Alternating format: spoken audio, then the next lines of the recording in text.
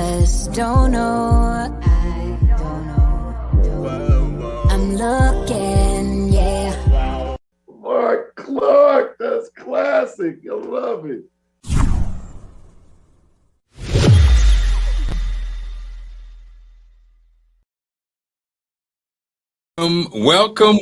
Welcome to the show, gentlemen. What's going on? What's going on? What's happening, Mark Clarke?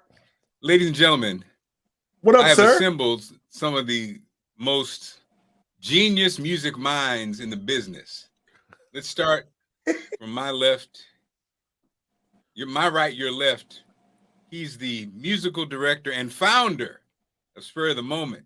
He has been linked to music in the DMV and the world for the last 30 years. Ooh. The late, great George Duke said he was one of his favorite guitar players and music directors. He's been in the presence of the Will Downing, the Layla Hathaway. Wow. I'm talking about being music director, not just in the presence, been in the presence and music director. Layla Hathaway, his baby girl. Ooh. Still, don't get it twisted. In that tight outfit, he still had to look away. he's Bootsy and Wayne are my go. If I'm talk about random, I will call them on a random anything, and we will talk for hours on end. Without any further ado, ladies and gentlemen, Mr. Wayne Bruce is in the building. Wayne Bruce is in the building. Now, this one right here, next to Wayne, he sat underneath one of the greatest music minds in the game. I'm saying he was sitting underneath. He was on the. We all ask questions, Wayne, when Earth, Wind, and Fire had a complex and all lived together in the funny suits. Right. But it was little Bootsy who was there, who knew the secret sauce that was. What people don't know is Earth, Wind, and Fire. If you add up all the children, it is a small African country that they have. And who was there? Bootsy Vegas, DC's own. Bootsy Vegas got all the secrets. And now he is championing music and sending young people to college. Program boasting a 99.9% graduation rate. You might come in raggedy, but you're going to college. You came in raggedy, but you're going to college. Now, and Bootsy, and the thing about it is, it's 99.9 because Bootsy takes him to college. When every victory is another ching in the gas tank. Ladies and gentlemen, Bootsy Vegas, there not he only is. Special, but he's repping for the kids. And I didn't even get into the whole GoGo thing. So anyway, gentlemen, we are gathered here today. Musical mind. Anytime there's a musical thing going on, you guys pop up. Wayne, the music director. Ex Bootsy, the music director. So first of all, let me just say that Allison and I went to the Yacht Rock show out at Merriweather Post Pavilion. Now, Wayne and Bootsy, Merriweather Post Pavilion. Y'all, please inform me. Y'all from here. When you go to the Yacht Rock situation, you are going to be the 4 black beans in a bowl of rice. Okay? So please tell me, Wayne and Bootsy, that when you go and it's a funk fest or, like, for instance, Fantasia coming up, please tell me, Wayne and Bootsy, there is we have our lawn chairs, we have our coolers, please tell me that we are representing out there. I'm sure we are, but y'all tell me because y'all know firsthand. Yes. Yes. Yes. And there, in the black beans, there is some white rice mixed in there when the black beans get together. Thank you, Mr. Cosby. Now, when you put the pudding all up in the pudding. No, I don't want it. Hey, man, respect to Bill Cosby. I don't want to go down the Bill Cosby way. But now, for me on my end, I've had both sides of that. I actually went to a John Mayer concert and was only one of the black people at there. And that was really very interesting as well. So I've been to GoGo's there. I've been to I actually snuck behind stage to be Earth, Wind, and Fire there. I've been through every type of multicultural thing. I tell everybody, if you do not have a ticket to sit in the seat, you better get there early, baby. Get there early. Yes. You gonna learn. You'll learn today. That day. You'll learn that day. And let me say this: Bootsy Vegas, Bootsy gets the I done been in the Sun Award because Bootsy somehow has surpassed me. I was the leader in the Sun race. Bootsy, I don't even know who you are. It's your boys' baseball games, right? That too, but also DPR. Yesterday we did an Annapolis tour down in Annapolis on one of the hottest days. So one thing about summer in the Department of Recreation, you will be outside. So I am looking a little bronze right now. But shout out to Annapolis because I spent all yesterday in Annapolis. I walked so much my calves was hurting when I got home. Like I just went to sleep yesterday. And Bootsy, you also get the distinct award now. First of all, Wayne, in addition to being a musical genius like yourself, is now a damn social media event, viral space guy. And Wayne, his microphone sounds like a Mercedes, and Bootsy, your microphone sounds like the first car ever owned, the GoGo, ladies and gentlemen. I don't know what you're doing. It's still that bad? Well, it seems like it got a little better. Now Wayne is messing with his. Now we can't hear Wayne. Yeah, and the one thing about a Mercedes, the worst thing you can do with a Mercedes is have one and it don't work. So damn, he's tinkering with the Mercedes. Wayne, there we go. There we go.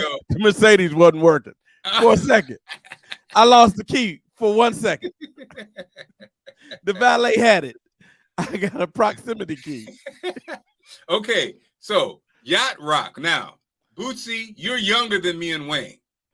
Me and Wayne, but see, it's different because DC, back when Wayne was coming up, was Chocolate City. So let me just say, those of you people of color who are watching this and who are YouTube, y'all don't know a world. Imagine a world with no black radio station. Okay, you can't, right? Look at Wayne. Imagine a world where Wayne knows the format, but didn't have to deal with it because you lived in DC. But there's a format called Middle of the Road.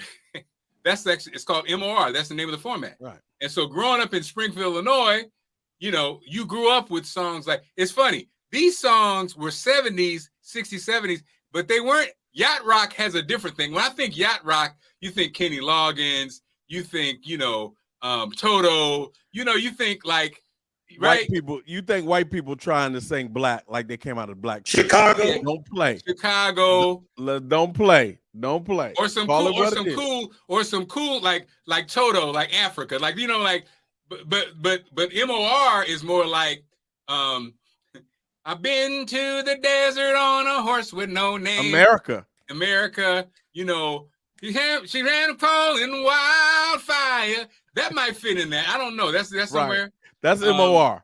That's MOR. MOR, thank God I'm a country boy, So I am steeped or stepped. I know in all that. So I was thinking pretty much the beauty of it is every song I think everybody knew. And when you get to a certain age, Bootsy, you're on the way there, but Wayne, we're there. When you got a little, you got coolers, you got drinks, you got sandwiches, and wait a minute, you can't give women the assignment. The lady next door, well, I say next door, sitting next to us, it was the girls' night out, y'all. She had a girl, they had, in addition to all the food in the world, which there's no way they could eat it, they were like, happy birthday. They rolled out with a birthday cake with candles. I was like, and so she had the wine, the cake. I'm like, y'all are really doing it. And then you throw on top of it all those songs are familiar. I said, but you know what? It's a pretty nice life to do that, Mm-hmm. And so I guess it's the same thing though when you go to Earth, Wind, and Fire concert. It's the same thing when you go to Essence Festival. It's like Essence Festival on grass, I guess. Right. On grass. Without the slide. And without Frankie Beverly struggling to get through that damn song. Woo. Which I put this before. Hey, don't do Frankie like that. I told Bootsy this before, Wayne, but you guys are music directors. I just saw Raheem Devon. I said, wouldn't it be great if they went ahead and added Raheem on. He covers some of the stuff. You know, Frankie's still there, but he's like, you know what I mean, adding a little something, because after a while, you can only. It's taboo to say in our community. It's a taboo thing. You can't talk about Frankie. Thank you, Wayne. I can't even, out of love, I can't even talk about him. You know what? You're absolutely right, because you know what makes it worse? And let me just take it back. I actually know, you know him probably, Wayne, forever, Joe, his manager. Right. I worked in Huntsville, Alabama, and so Joe, his manager, had a chicken place, but this was the time. So here's the scene. We're at the chicken place, and then the studio is not far behind. And Joe, I can't think of Joe's last name right now, but Joe's like, we got one, right? And you know, it's already Frankie Beverly. Make him, what more does Frankie have to do? I mean, we got one. You're like, okay, but what could it be? And then it came on. Silky, silky sauce. It was like, oh, snap. But anyway. Is it Joe King? Is that my man? Joe, that's not Joe. It's close, though. It's like that. It's close to that. Yeah, Joe, something like that. Yeah. But anyway, so I take it back. I'm saying it with love. But anyway, I mean, it's guys, taboo. I can't. I still get paid by going on the road. I can't talk about Frankie. And this is the Frankie Beverly capital of the world. You don't never say nothing bad about that man in the DMV. Don't do it, bro. You know, the crazy part about that is they recorded their live records in New Orleans, right? But they really should have done a live record when he was really at his peak in Washington, D.C. Because literally, Mark, he could come here 7 days a week. He could have played sold out Constitution Hall. No question. Without a question. Wow. I mean, I watched him sell out Constitution Hall 3 days in a row and come back like less than 90 days. Guess what I watched him do? I watched him sell it out 3 days in a row. And the last night, he was keeping it GoGo influence, having congos going between the songs. Like I watched him kind of like infuse GoGo a little bit, where he would like ride the groove and the beat a little bit, and then play the next song on the piano and stop. It was like engaging the crowd. You do not mess with Frankie in this area, bro. Mark, don't do that. Okay, bro. let me be clear. Let me take all the Frankie Beverly thing back. Yeah, because I love Frankie Beverly. I'm just saying we all love him. And so I didn't mean it for meanness. I meant it for, you know, because Raheem's range is right there too. Like it would be a great combination, right? Right. So Raheem. But again, let me Frankie, if you're watching this with the rest of our 1.5 million wannabe, one day it'll be happening. That right now it's not there yet. Viewers, Frankie, I love you, and brother, you keep doing what you're doing, because I'm gonna pay to see you every time anyway. You know, it's incredible. I watched the Essence Fest this year online. I mean on Hulu. Can we say Hulu on here? I'm sorry, I didn't say anything on here, Ryan. We watched. I watched it on Hulu both days. Did you see it, Bootsy? Yes, I did. So they broadcast live, which is or close to live. It was within like an hour or so. Right. Yeah. And it was amazing, and they should have done that years ago. It's crazy. They got some bugs to work out with it. You know, the sound wasn't great this time around. It took them a minute to get it going. They took them a minute to get it going. They started late. They had some acts that might not needed to be on TV, or something that needed to be on TV. Like they showed what's the two girls? What's two little girls rapping? Something girls. Oh, the City Girls. Come on, Bootsy. Huh? City Girls. City Girls. Yeah, City Girls. Yep, City Girls. City Girls. It was a City Girl. That joint was city porn. it was a little risque to be on at the time. It was on. It was a little risque. But let me say this: and I was down on Essence. Just some personal things. I was down on Essence. The last time I was at Essence, and if I could tell this story, I was playing with Tevin Campbell, and I went down the day before, 2 days before our show, but the day before, my wife was going down. Right, I'm going down, hang out with her girlfriend and husband. Right, but my wife couldn't get off, and I'm hanging out late night, and we order wings at the bar, and they weren't cooked, and I got sick, and I mean like sick.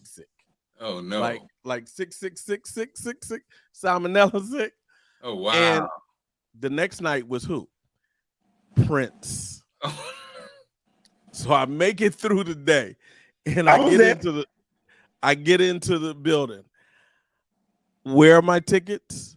Center, row 3. What? Behind me is the mayor of New Orleans. Behind 2 rows behind me is my man with the Where's the Ascots, or Roland Martin. Sherry Shepherd, 2 rows behind me. I'm row 3. My boys are playing with Prince, Marcus Anderson, all those cats. And Chic opens the show, Nile Rodgers. I'm good through the first 20 minutes of Chic. Oh no. I started getting the chill, the shakes. By the end of Chic, I was in the sick bay. Oh, damn. My wife says, the stage goes dark, but I'm in sick bay. She says, stay right here. I'll be back. They'll take care of you. You have a TV to watch the show. She went and watched Prince perform. What did he do? 2 hours, Bootsy? 2.5. 2.5 hours. 2.5 hours. Yeah, I was there. Legitimately 2.5 hours. And the guy in the sick bay is talking to me. Yeah, I'm from DMV, and I'm trying to hear the music through the TV and through the hallway. And I'm like, I'm literally with a blanket on me, sitting there in pain and shaking. And I'm like, please be quiet. Didn't you say your wife went out there? I was like, that's her, 3rd row. And they show the audience up close, and she's party time. And I'm thinking to myself, okay. And she says, that's what you get for not coming down with me. Instead of coming down the night before. And so I'm sick the rest of the night. They get to go backstage to meet Prince. Oh my God. My boy's in the band. I'm too sick to go back. She's like, I'm going to take you home. I'm going to take you back to the hotel. We go back to the hotel. I'm in bed all day until sound check with Tevin. I go to sound check. Tevin killed the show. Tevin Campbell was voted like the 5th best act at Essence that year. He's an incredible singer. And I didn't get a chance to hang out with Prince, but let me now Wayne, that's the worst story. And that is Kevin worked with Prince, right? Yes. I've ever heard. Now let me tell you my story. My Essence, probably the greatest 3 experiences I've ever had in my entire life of living and doing music was working with Earth, Wind & Fire when they played there. I had never been to the Superdome. I didn't know what to expect. I saw it on TV. To be at that place and see 60,000 people in that joint, watching that, I had never experienced it. I didn't know what Essence was about. It was still one of the greatest Black experiences when you see all the vendors and what happens there. I tell everybody this, if you Black, there's some things you should do in this world. You should do. If anybody can say, what is one Black experience? That's true. Black experience like I have, you should probably go to Essence Festival in New Orleans. And I would tell you the other thing that blew my mind. Mind you, I'm from Washington, D.C. I played in GoGo bands. I caught a lick. I was walking down the street in New Orleans, and when I realized they had alcohol vendors, like hot dog vendors, I was like, holy shit. Like, I just couldn't believe it. If you don't do nothing in your life, I think every Black person should go experience Essence Festival. The greatest ever in my life. And if you're an entertainer that could get on the stage back in the day before, was this before Katrina? This before Katrina or after? Yeah, it was before Katrina. I played at Essence with Jamie Foxx. So this is right before Ray. This is Wow. the out of control Jamie Foxx that Oprah and Quincy have to Had talk to talk to. to. Wow. They had to talk. This is before the talk. I actually witnessed. I actually was a witness to two things of Jamie Foxx. How incredibly talented this dude is. I'm talking about. It's very few people in that stratosphere. It's very few people in the room as far as talent with Jamie Foxx. Literally, very few. He was able to. So we get a call. Hey, Jamie Foxx needs a band. You're playing with Will Downing that the next day or 2 days later. Come, I'm bringing you down early. I was like, so what are we gonna play? We don't know yet. He's going to write the songs. He's going to make up the songs. I said, okay. I'm in New Orleans. First, we get on stage at sound check. Literally, he comes up and I have Chris Big Dog Davis playing with me, who is absolutely one of the most incredible pianists and keyboardists in the world. And he says, okay, play here. They put a piano in front of Jamie. And he just starts making up songs. We literally on stage write 4 songs that's going to open Essence Festival. 60,000 people.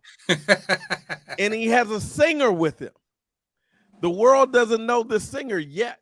Oh, I man. kind of I know who it recognize is. the singer. I already know who it is, but go ahead. I kind of recognize the singer because they look familiar and it's a woman. And I'm like, he keeps calling her T. And I was like, man, you look familiar. You look like some people we know. And she was like, just call me T. I was like, it's Tamar Braxton. What? Yep. That's a Okay, Tamar hold on. Braxton. He had Tank and Tamar Braxton with him way back in the day. Right. And so he says to me, boy too. he says to me, man, I got this singer at the crib who I had in a session with Layla Hathaway. I was like, yeah, we know Layla. And his name is Tank. I said, his name is Darrell Bibbs. He was like, you know him? Like, yeah, he's on my record.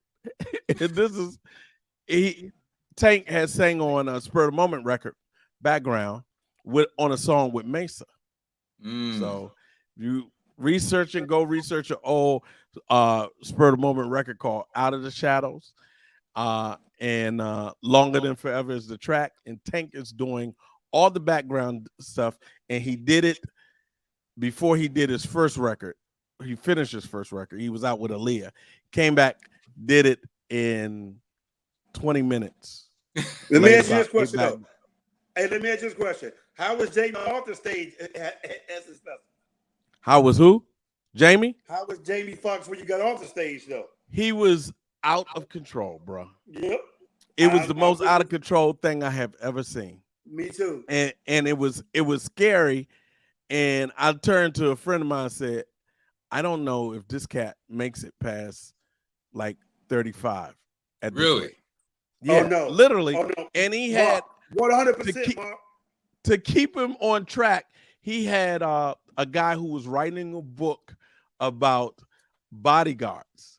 So I look at this guy, he's kind of slight and slim, but this guy is walking around like he walks on air. And I say to him, man, once again, because I'm a child of the 70s, I grew up on Richard Pryor records and everything. Like, you look familiar, man.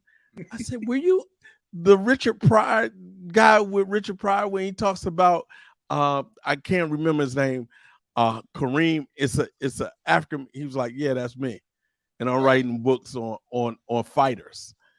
And when I tell you, that guy knew how to handle Jamie and had all his respect. But Jamie was, at that time, everybody knew that at that time. Jamie was out of control. Mind you, hey, Wayne, I don't know nobody. I'm living in L.A. Once again, I'm from D.C. We were forbidden to go to parties where he was at. Let me just say this to you. I was told, if you like your situation here in L.A., do not hang and go with him. People go to a party, and I ain't gonna throw it out there. They say the party was going on. Jamie said at 11 o'clock, We locking the door. Right. And okay, I'm Yep. done. I ain't gonna do it. Hey, Mark, look at me. hey, we can't I was say the whole thing forbidding. about Jamie's parties, but those stories he tells about throwing parties, his parties are legendary today. Today. They told me if you go and we find out you there, Sally, you're going back to DC. They also said they went and he let it be known at 11 o'clock. You got an option around here. Right. You can stay or you can go. Right. It is what it is. But when 11 o'clock happens, and I'm gonna stop right there. That Bootsy Vegas is speaking the truth. I've heard that exact story. Mark, Mark, it was the wildest ish. But he brought that vibe to Essence. Homie, it was the wildest thing I have ever seen. Look, this was when I had to make a decision of, am I going to stay in LA and crash out, or am I going home? I'm like, he is part of the reason I left LA. I swear, look at me, Mark, on my mother's grave. He is part of the reason. I said, you know what? This ain't for me, bro. I'm out. I rolled out. Bro, when I tell you, that guy is legendary. And it's only God and Oprah and Quincy. Wow. No, I'm telling you. Wow. I've never seen anything like it. I haven't either. And hold on. The other dangerous thing about him, I don't want to say dangerous, was he's a good guy when you meet him. So you won't necessarily notice another side, because when you meet him, he's a humble, cool, down to earth. He's a really good guy. Sound check. That's Jamie. Sound check, Jamie. Yeah, he's really cool. And then because I know of a story of him going to Chuck Brown. He talked to Chuck Brown. What do you need from me? What does GoGo need? I do. Like, he's that cool. Yeah. But then, bro, you will see that party side, and you'll be like, "Hey, dog, it was the scary." I'm. Go ahead, Wayne. I'm done. I'm not even gonna that party animal. And Mark, I mean, literally, I don't want to tell all the stories. I'm not. I'm not saying nothing. But let me tell you this. And I wish the brother's name could come to mind, because this was when Jamie left Ray, because he's telling us about Ray. Ray's not out. He's like, I just made this Ray Charles movie. I'm bad at. He's saying I'm bad as hell in it. Blah, blah, blah. And I'm this, that, and the other. And I'm this, that, and the other. And he said, I have to gain weight, which is why the guy was with him, the trainer bodyguard, to do Monster. He was going to do the movie Monster about the brother who started the gangs. Right. And when I tell you, man, that 24 hours for us, it was a little bit more like 36. We waited till Will got there, and the next day, his parties were on at the Orleans Hotel, or whatever that hotel with the balcony is. You know that one down. Oh, wait a minute, Boots, your mic. Your mic is gone, Boots. We can't hear you, Boots. We can't hear you. But we know. We understand. But Mark is like, get your stuff together. We'll come back. No, but that's so crazy. Wait, so Wayne, the LA, two things. Number one, I'm just curious because you actually have played with all these cats. Mm-hmm. In my experience, so I played in bands in high school and college, right. And so in my experience, Bootsy's back. Bootsy? Yes, sir. Guess who's back? My man. So Bootsy and Wayne, in my experience, I want you to chime in. So I'm 56. In my experience, playing in the band scenario, I can honestly say I ain't never met nobody, no musician from New Orleans who was not special. Has that been your experience, guys? Absolutely. Absolutely. Well, first of all, I ain't never met no women or men who don't eat well, who don't party and drink, but then also musically, they've always just been special. And the funny part is, for me, and I guess you guys are GoGo DC. The funny part is, I think I play mostly with drummers, and the part that cracked me up is most of the time they didn't even have their set or whatever. They just was like, show up and kill it, and then It always be like, but it always also be something going on. You know how ain't really a practice right. Also got some warrants. It was always something. It was never like, except now the ones who went to that one musical school is a little different. They seem like they were like more like, I guess because they were like in a sense almost like a pro school. Not St. Aug, but the other one. I can't think of it, but in New Orleans. But in your experience, so the New Orleans musician thing, you find that to be true? Yeah, for me, yeah, I do. I mean, I think, and let me say this, which is the shout out to GoGo. Like Zydeco and the New Orleans jazz thing have, and GoGo have what in common? African roots. Yeah. And the drum is predominant in those music, and the beat and the groove. And it's really the cousins, as I see it. You know, they're cousins that Mother Africa birth, you know. So but as far as their musicianship, man, people They in born that with it. region, It's from birth. It's really, man. and I'm gonna tell you what else New Orleans does. When you're born, you're from New Orleans, you know rhythm and rhythms just to listen to horns at a whole nother level. The rhythmic interpretation and understanding from somebody from New Orleans is at a level that you don't get I don't think you get nowhere in America. Like, mind you, the same musical traditions that were in the 30s and the 40s are still as valuable and prevalent now in 2022. And in DC, go-go music and live musicians are still as prevalent from the 70s. They're still prevalent now.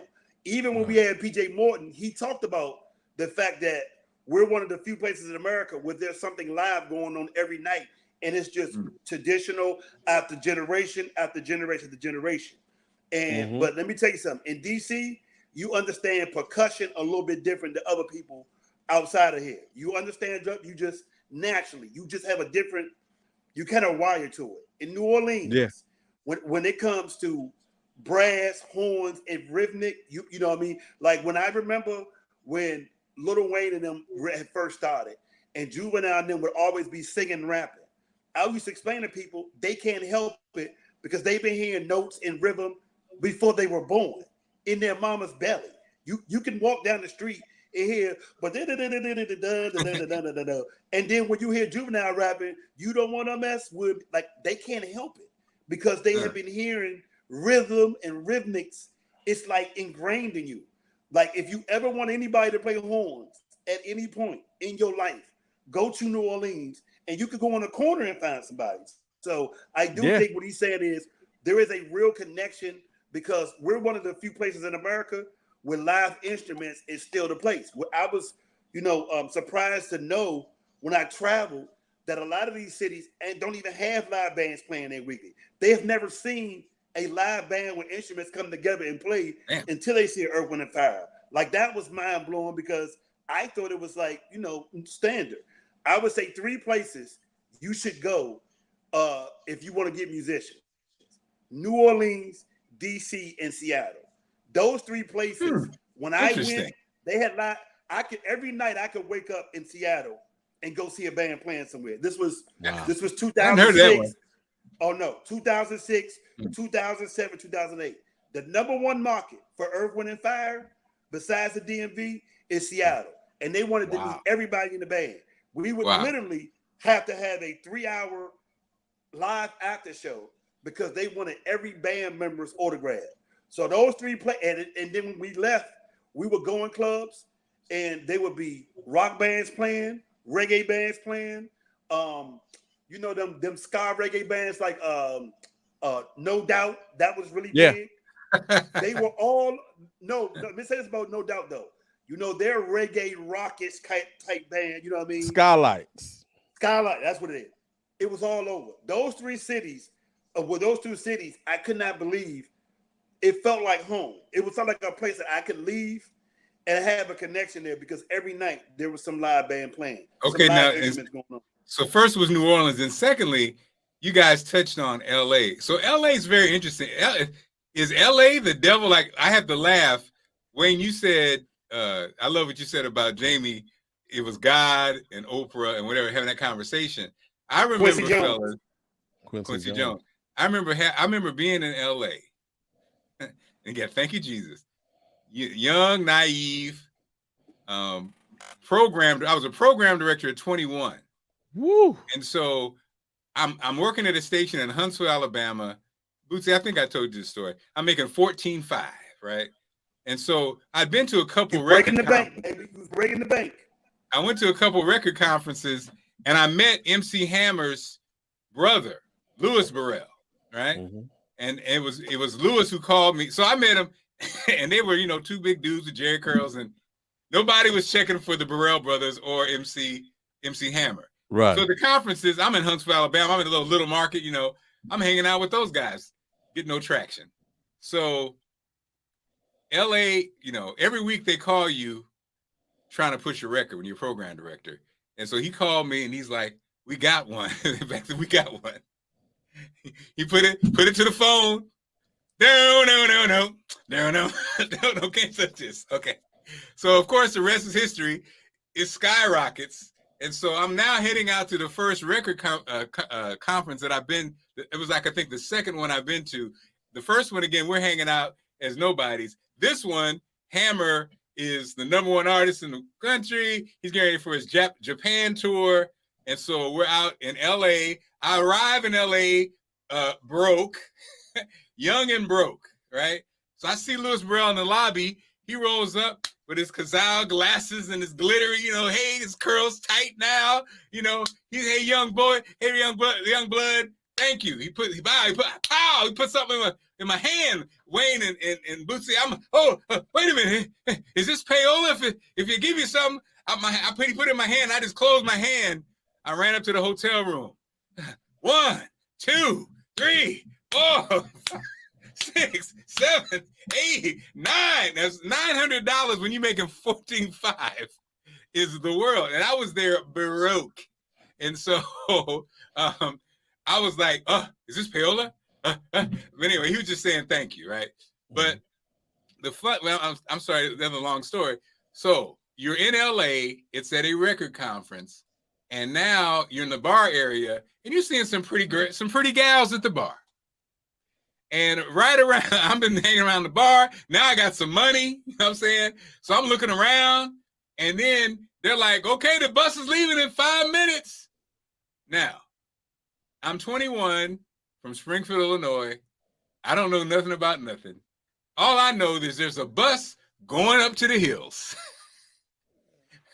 Now, and there's some pretty gals in the lobby, and they're all gathering around to head to the bus.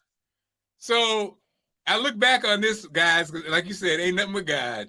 I missed the bus, of course. And I was like, I wonder what they're going to be doing.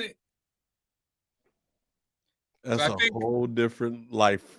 Right? I think God saved me, right? Like they're going to a mansion in the hills, funded by record companies, coming back the next day in the afternoon. Skiing back down the hill. And definitely was going to be a blizzard there. I think I went upstairs. I did, how you do something. I was like, oh, okay. I ran upstairs to do something, come back downstairs. Oh man, they're gone already. I was like, rats. But I think about that moment because I could have changed my life, right? I mean, at the end of the day, you never know, right? You never know. But I was so naive. Who knows, right? And so LA, just like guys, you said with Jamie Foxx, when I was working in St. Louis, Jamie used to always want me and my partner to come to the parties. He said, y'all need to come out. I throw these parties. And the funny part was, you know how it is. I always thought, everybody just being nice. People invite you to do this and do that. Then years later, I'm like, oh, this was a whole thing going on. This was a traditional situation going on. So, whole different thing. So LA you could be a superstar, but you could also get caught up, I guess. The temptations are real in LA, I guess. Oh, yeah. Like any major city, but LA is just more so. Like LA, it's to a 10th power, man. because it's so spread. I don't know. It's so spread out. And it is not a sense of community because a lot of people are transitional. They come in there and you never get grounded. Bootsy, Lord Jesus, Bootsy. that mic. I think it might be it's the Wi-Fi. You at home? Bootsy said he got a point. We said, can literally.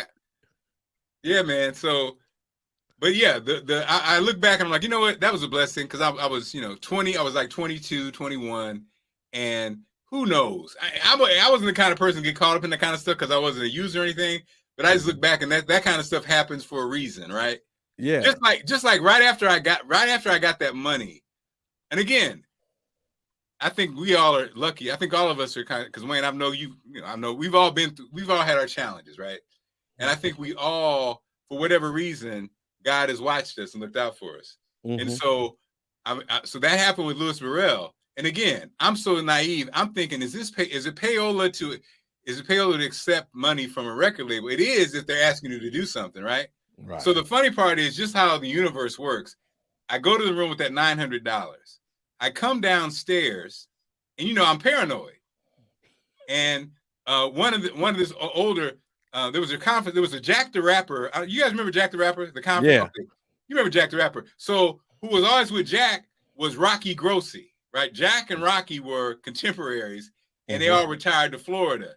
And Rocky was a record rep, and he'd always sing grapefruits. He'd always sing grapefruits and oranges, and he was like the old guy that. And so I'm coming down the steps, and he stops me, and it's funny because I was paranoid, right? So he comes up, he goes, "Hey kid," I'm like, I'm paranoid. He said, "Hey kid," he said, "Look, all you have in this business is your reputation." And in my mind, I'm thinking, why is he talking to me right now? He's like, "Look, if these guys want to take you to dinner, whatever, but leave it at that, right? Just leave it at that." That's a God wink. Right. It was funny because that's the God wink. I was going, now that I had money, I was in LA, I was going to get a tattoo, and I was going to whatever. And he said, "What are you doing?" I said, I'm thinking I'm going to get a tattoo. He said, "Get a tattoo? Why would you do that? Why would you destroy your body?" Then he went into the thing about don't accept anything, whatever. And I was just like, dude, so guys, I swear, 15 years later, I'm reading a book about Frankie Crocker. Frankie Crocker went to jail for payola. Right. Guess who the record rep was? It Rocky Grossi. The God wink, right? That's a God. That's a God wink. I wasn't even, I'm not thinking like that, but in those kind of moments, I'm sure y'all have too. These moments, boom, just throughout the life, man, you just be like, what is going on? But hey, that's why I think if you're open to it, you get it. And some people aren't open to it, I guess. Bootsy, we can't hear you. No. Are you unmuted? Let's see. Hold on. Let's see. Now talk. Click off and click back on, brother. We'll be right here. So, Mr. Wayne, of course, I thought about you in my new job at Fox 45 in Baltimore, Maryland. I did a segment, Wayne, on Baltimore Club. You back, Bootsy? Yes, sir. Can you guys hear me? There we go. Yes. So yes. So I just think what your thing is, like Wayne, we're good at taking the signs of danger. We kind of can sense it, and we act on the signs. The thing is, when you got that voice and you kind of know this don't feel right, and you should just go the other way. A lot of times people test the waters. They try to, go the other way. Like you got to have a sense of danger, and you got to have a sense of knowing something ain't right and just roll out. Like that's one thing I've mastered. We talked about it before, Mark, of getting out of the way. I'm cool with a lot of people, but I know when to venture off and, keep it. And I think what your story is, you responded to the signs that you was given. Man, yeah. And I mean, what a blessing, man. Yeah. And in life, and it's happened, like you said, time and time there is an energy you can feel when it's time. It's right. like, I remember, like, we look back on, you look at hip hop. To me, And a lot of times there's violations. I think it's almost like universal violations. Like I never forget when first time I heard the Tupac song go in about faith. You talking about somebody's a wife on record.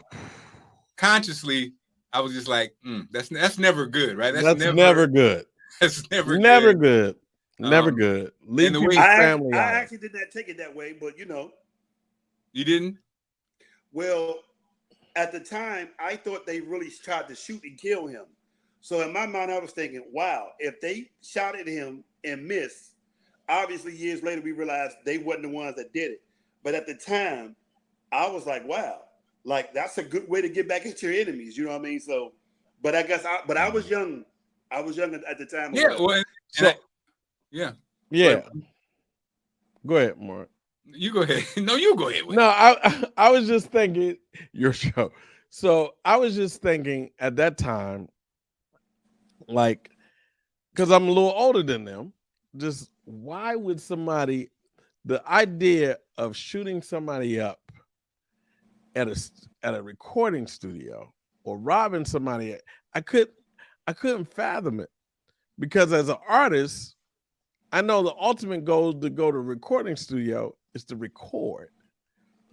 It was only after Tupac that I started saying, okay, in my head, that's why so many cameras around at any recording studio. You look at any recording studio, because you need to be safe to lock yourself in to really create. There was so much chaos going on. Yeah. Like, what better way to get somebody when they're not thinking about it is while they create, which is, to me, just the foul ball of foul balls. Well, and the irony, I think, of the Tupac Biggie thing is, now we have more information. I think we all kind of, so Tupac and Biggie, ironically, as we see in rap a lot, aren't necessarily who they portray themselves to be, right? But so you had a Biggie who really was raised by, he lived a nice lifestyle from a standpoint. His mother, Jamaican, spent summers in Jamaica with the family. She's a single mom, but she provided a great education to him.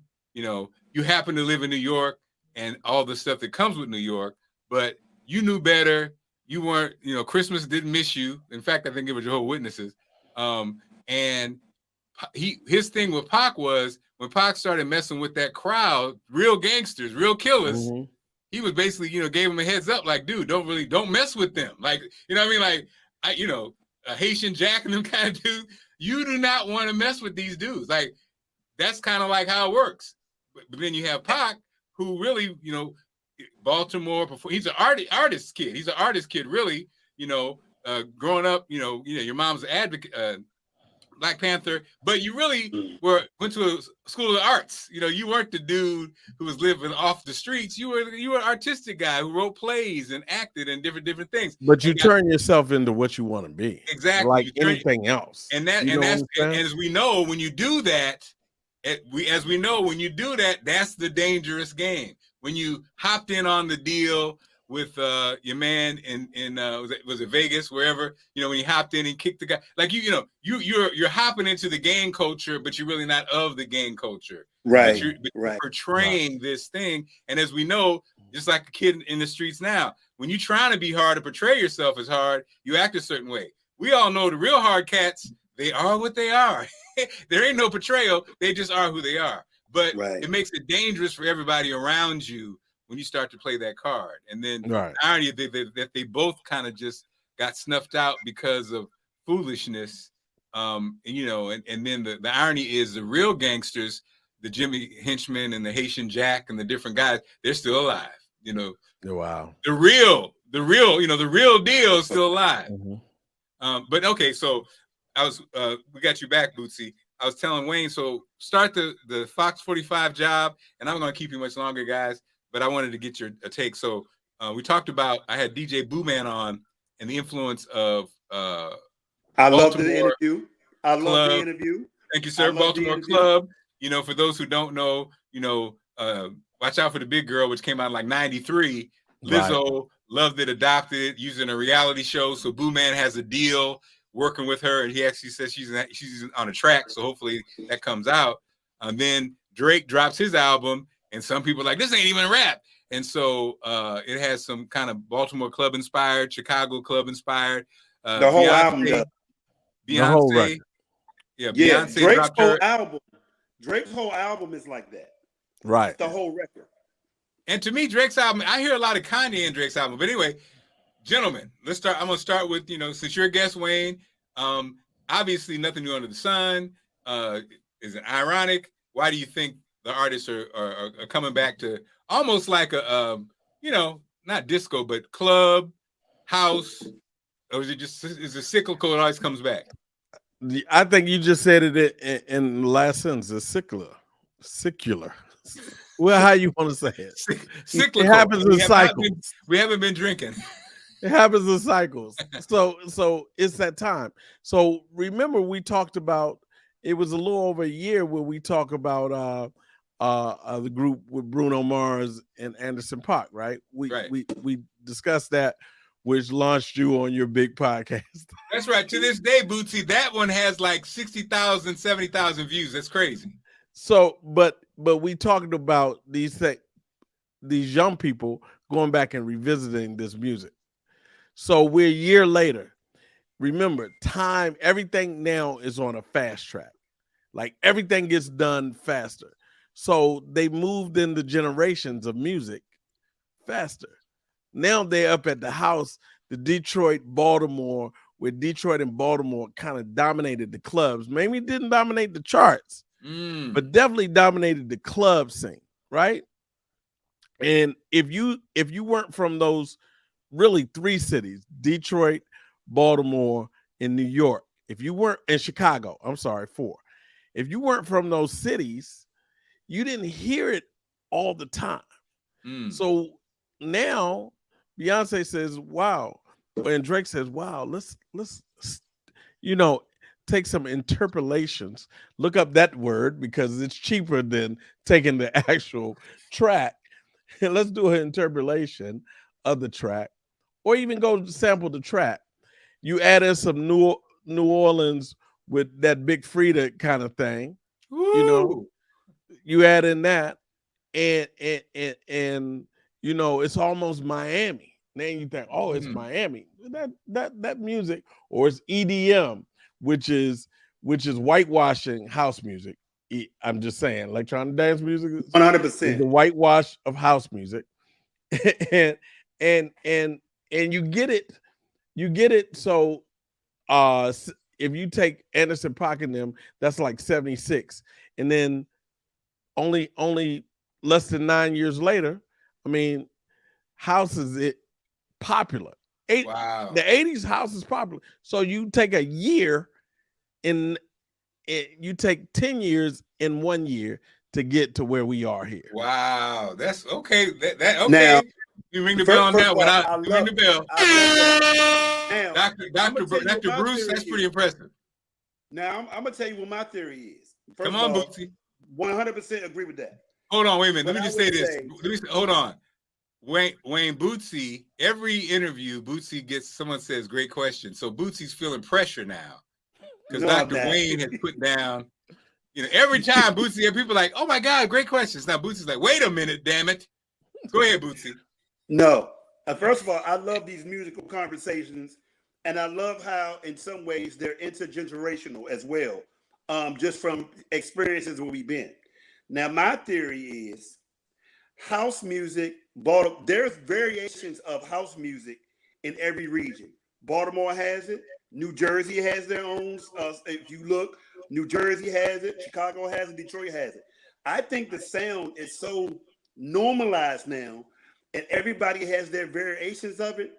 It's more standard to Black folks than we think. When you look at EDM, house, and all these variations, they really sound similar. So I don't think it's big of a risk as people may think, because it is now mind you, the number one DJs in the world are all EDM DJs. They make the most money. That's first thing. Number two, there are more new stations devoted to EDM than ever. That is like really happening now. They're fledgling EDM stations. So I think that sound and that vibe is normalized now. So to me, it would make sense because there's always going to be a club where them DJs playing that, where they do 2 hours of the same thing, where you can now fit yourself in. So I just think they're capitalizing on the new norm in what music is. Because be clear, yeah, I know this for a while. Everybody had an EDM remix. Everybody had a house remix. Like, whether people know this or not, most artists do EDM or house remixes to their songs. And then some of them, and I'm gonna say this, it's a standard in the music industry. I'm with Raheem. Every album Raheem has had, he's done 2 to 3 EDM. Philip Earth, Wind and Fire has done EDM. Like, everybody has a EDM or house remix. So it's more of a standard traditional sound for this generation than what one knows. Maybe because you don't hear it on urban radio, but the sound is all over America now. Like in some regions, that is their choice. When you go to Florida, that is really their choices. Right. When you go to, like, in some regions, when you turn the radio on, that's all you hear. So I think what they're doing is they're finding their place amongst those parties, because whether we know it or not, the industry loves to simplify everything. They love to do it. Like, you know what I mean? And I just think it's more normal than what we give it credit for. And that is where we're going. That is the standard. And whether you guys notice it or not, the top 5, if you look at the top 10 DJs that gross money, they're all EDM. Oh yeah, that's true. That's been the case. And it's that's a fact, bro. First, let me just say, you guys have brought it. I'm glad that we now, with the podcast, Wayne, there's an audio version. I'll send you a link, and there's a video version, and it basically is up a week. I'm glad, because I want everybody to see this. You guys have put your foot in this doggone show. The thought leaders in the game. You're not getting this anywhere else. No, are we on some? No, we're not on some BS. We're on some legitimate information. right. So we'll wrap with this, because Bootsy, you work with young people all the time. As you know, Wayne, I got these kids, they're 20, 21, and 18. And then, Wayne, you are the musical guru. So this came up. 2 things. We talk about artistry, and we talk about art. Now, we just recently saw, if you guys haven't seen Dave Chappelle, the Netflix, it really is not a comedy special, really. Right. It's him addressing, the controversy. They were going to, name the hall at Duke Ellington in his name. Right. And so he addresses it. It's really a speech, but it's kind of turned into Dave Chappelle doing that. In this, he's talking about his love for the genre, his love for art and artistry. And Bootsy, with my kids, and I'm sure with your young people, Wayne, and even grown-ups, it's hard to have. Oh, by the way, we saw the Elvis movie. That's a other show. It's hard to have nowadays because of Trump. I'm blaming him. You can't have real conversations. It's as if people cannot listen anymore. Dave Chappelle, his love of comedy and what it is, and art. It's like you can't even express it these days. So this came up, Wayne, and we were like, and the girls were with it, and we were like, huh? So in Beyonce's new song, what is it? You Can't Stop My whatever, right? So the story, you can't take my soul. You can't take my soul. The story is somebody who's working and obviously having trouble at work, and she may or may not leave the job. But it's the message, the overall message is, you're not going to break me. I'm going to continue on. Beyonce is writing it from a perspective of someone telling a story. Now, the kids are like, oh, she ain't never had no job. She's they're like, what does she know about da-da-da? It's cool, but, Beyonce really done. And I'm just like, dude, since the beginning of time, that's what writers do. Some of the whole West Coast rap Bible written by Ice Cube. Ice Cube wasn't even from there. Like, that's what writers do. Most of the time, the guy who's living the life doesn't have the gift to articulate it. So there's somebody who's observing it and they write it. Just because she's writing from this perspective doesn't mean it's her. But this is it's not that high, but it's a high art concept. And Wayne, have we lost the ability to have conversations about, is the baseline gone? And now it's a whole bunch of people. It's like everybody has a damn microphone now. And some people don't need to have a damn microphone. Exactly. I think we have, and I think it's taking art and music out of schools very early. So we don't even get a chance to listen and think about lyrics and think about the content of art. I mean, it's happened from, people writing about Cyrano. The whole Cyrano is him writing letters from a standpoint of someone else. The story. Right. He was I'm in love, but can you write me a letter? Right? Write me a love letter. So any group they have listened to and they enjoy, somebody else has written their music at some point in time. There's very few artists other than Prince. That's a great point. Other than Prince, there's very few, and he has put himself in a position of someone else to write their story, right? So you have to be able to accept people's art, because everybody who's singing a song doesn't necessarily have the ability to write the song. They have the ability to sing it from the standpoint. Okay, Luther Vandross sings "A House Is Not a Home" from a different standpoint than Dionne Warwick. You go back to Otis Redding's "Respect" is a different type of respect than Aretha Franklin's "Respect." It's the same song. Speak on it. It's the same song. So some people have the ability to Grapevine. Grapevine. 3 versions of Grapevine. 3 different versions of Grapevine, and they all are different. Curtis Mayfield gives Gladys Knight an entire soundtrack, and it goes with a movie, and the songs are written from the couple's perspective. So we have to have the ability. For so many years, we had the ability to accept art. Anything they listen to nowadays, it has been art. So for them to say, well, Beyonce ain't had no, how can she sing this from a, look, you wasn't saying that when Put My Freakum Dress On. You wasn't saying that. You were dancing to it. Right?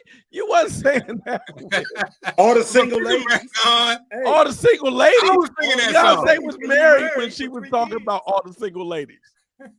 She was married. And it's like, and now, the Chappelle and Bootsy, of course, we got to come back to you.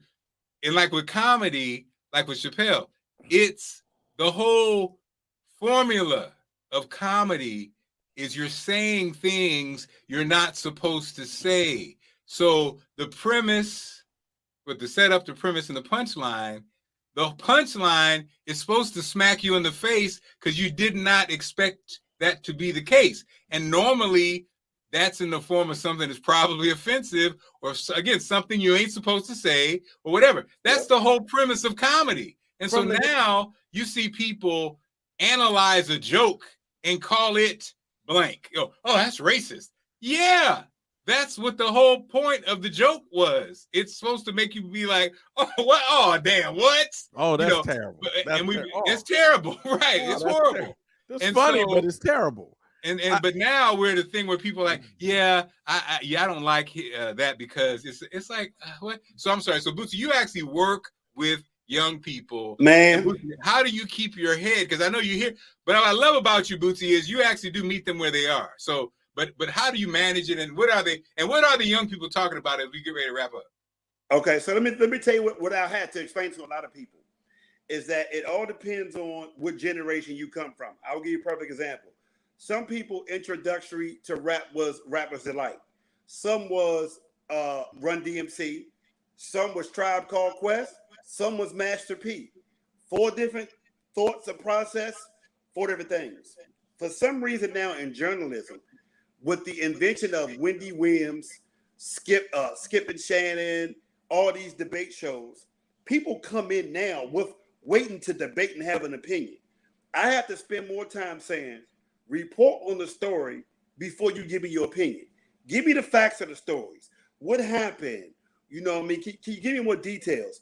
But in more than any time in the world, we are now conditioned through media, through journalism, through every realm that you have, where people spend more time giving their opinion than reporting on the facts. I give you a whole case. In Black radio, it's more people spending more time giving you more news on the housewives and what happened versus giving you information that's going on. There are people who've never heard urban radio where they turned it on. They wasn't telling you about Stevie J, who he cheated on. They have been conditioned through media to now give their opinion. I tell everybody in my class, I got this one rule. I'll be like, look, you should not be in the position. You should not put yourself in your position where you're giving a personal opinion on somebody's private matters. As a journalist first, that ain't your job. And everybody now is conditioned to have an opinion, make an assessment, and most of the time, they don't even realize it's a game. I'll give you a perfect example. Reality TV is set up. It's a script that's set up for you to get a reaction. But you're not even smart enough to know that, and then you go report on it on morning, you know what I mean? Like morning news or whatever. I'm just saying, like, in general, they have been programmed and conditioned to give an opinion, have an assessment. Hey, dog, let me tell you why I think urban radio is failing.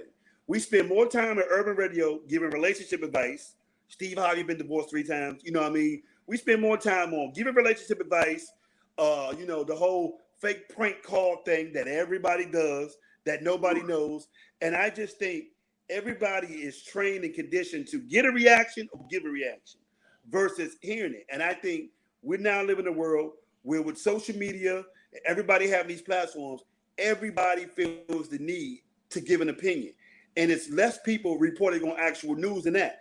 But we got a lot of work to do because they're already, just think about this. Every talk show, The View, Wendy Williams, whatever, John. Be More Lifestyle. Yeah. Well, no, not yours. Where you got 5 people all on the table and they're giving you an opinion. For most people, that has been the norm for them as they consume media. That has been the norm. There are a few people that actually watch it. So I just think your daughters, I won't say victims of it, but that is just the way it is. Yeah. And the one thing I teach is before you start telling me your opinion, give me the facts first. Tell me what happened, where it happened, who was involved. Then you can tell me what you think of it. And I think that is where we at, is that there's never been, for the last 20 years, that's what you've been consuming in all media platforms. Radio, YouTube, it don't matter. Spotify, podcasting, there's no qualification to have a podcast. Right. I remember when I worked for Radio 1 and a white person told me that, urban radio, they don't need news. They don't need news. Wow. Thank you. But guess what though? That's their guess opinion. What though? Little did I know that was going to be put into play, right? Guess what though? It came back to bite them in the behind this cycle because Radio 1 was trying to vote to get the casino enrichment. Right. And they could not. Radio 1 to shut them down, Wayne. You know what, man? System is not to be played with. They are not. They were like, cut him off. We're like, wait a minute, this ain't slow live. The internet down. This isn't even live. It's recorded. Shut it off. Wayne, it ain't even out yet, and they shut it off. Damn, they have a system. Who controls his too much man? Power, That's power. Shout out to Radio 1. Shout out. Hey, I ain't saying nothing wrong. They come in Mark Clarke Media and got a nanobot in the system. Bootsy, Radio 1 is not for games. They are controlling all media, recorded or live. Busy Use will not play. She will not be talked about. He's right. Hey, Clarke again. Shut him down. But here's the thing about it. You know, they were trying to get the casino. They were trying to own the casino. Right. They could not get people in Virginia, Richmond, all them areas to vote. They lost on the vote. They couldn't vote for the casino. And I think them no longer being conditioned to be engaged in the political process or local news, it just came back to bite it because they lost the casino on a vote. They voted no to the casino. That Radio One, because y'all do know that they do own a piece of MGM as well. Oh yeah. Yeah. Mm-hmm. Okay, now Bootsy, we're getting away from this, and Bootsy's getting me kicked off radio for life, but it's okay. So Wayne, the last question, Wayne, as we wrap it up. Where are the great jazz players coming from now? As we wrap up our music podcast. Wayne, you have the floor. Where are they coming from? They're coming all out of the schools, the new school. They're coming out of Berkeley. They're coming out of all the schools, Juilliard. They're coming out of schools, man. Is it hot? Is jazz hot? Jet players are hot. And what jazz is doing is still crossing lines. So the lines are getting blurred and blurred and blurred and blurred. What you thought jazz was 10 years ago has been infused with something else. That is the form of the music. That's the form. Traditional jazz is getting played by young people less, but getting played by young people. It's people like Christian McBride and Bruce Williams teaching kids at their jazz house kids up in Jersey. It's people like Terrell Stafford over at Temple University running that music program.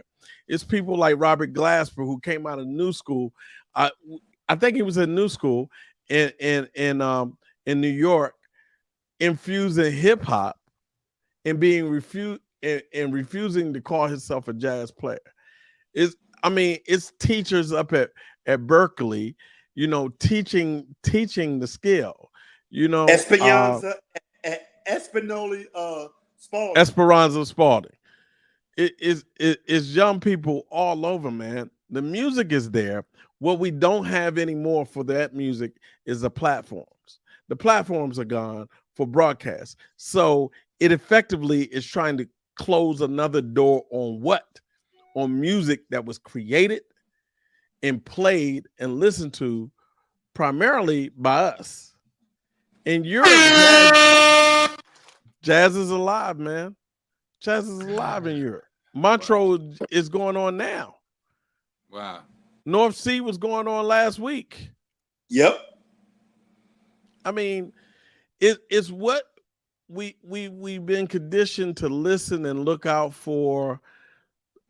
I'm not going to say it. Different festivals that aren't catering to that music. But don't let that music, that music still has a place. But like everything else, Buddy Bolden and Louis Armstrong didn't sound like Buddy Bolden, although he came from that band. You know what I'm saying? Dizzy and training them, Dizzy and Bird was calling Louis a handkerchief head. Yeah. Not want to play that music. It goes from Dizzy and Bird to, Jerry Mulligan and those cats saying, we want to cool, we want to smooth, we want to smooth bop. Right.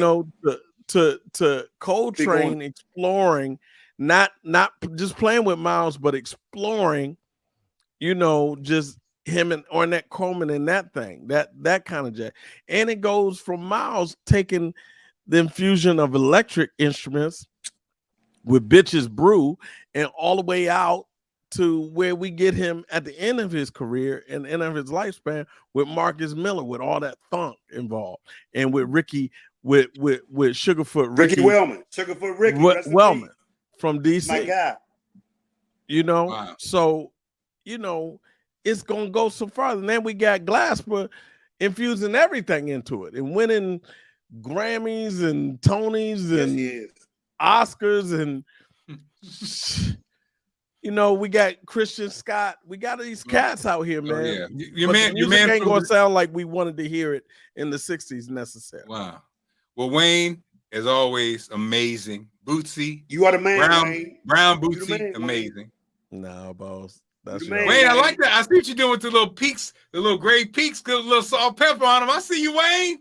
You know, I got the little Spider-Man. Wayne. Peter Parker.